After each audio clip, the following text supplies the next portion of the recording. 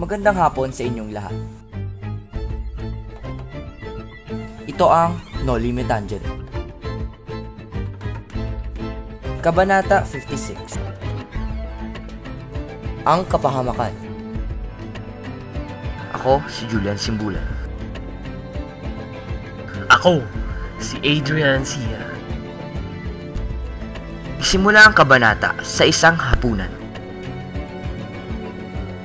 na kinabibilangan ni Tia Isabel, Alfonso Linares, at Kapitan Tiago.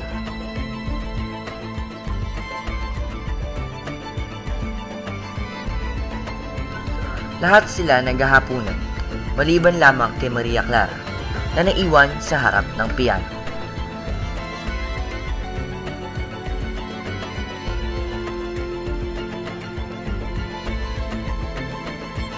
Saktong alas 8 nang dumating ang ating bida, si Crisostomo Ibarra.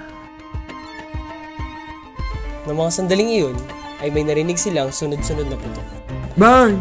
Bang! Bang! Nagtago ang padre at balot ng takot ang buong tahanan.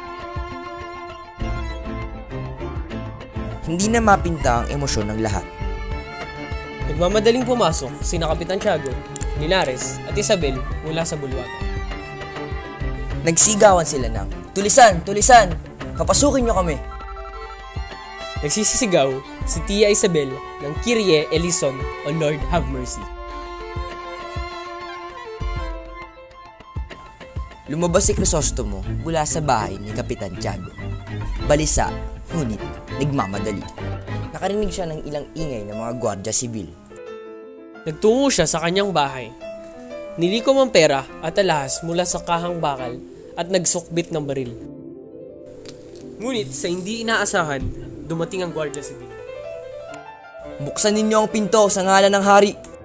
Nagtataka ngunit marahang sumama ang binata upang maiwasan ang kahit na anong away. Sumama si Crisostomo nang di pinoposasan, isang pabor ng komandante sa kanya. Nakita ni Elias ang mga nangyari. Marahan niyang pinasok ang aklatan ni Ibarra. Humanap ng papeles, dinala ang niiwang salapi at armas at pagtapos siniliban ng aklatan. At dito nagtatapos ang kapahamakan.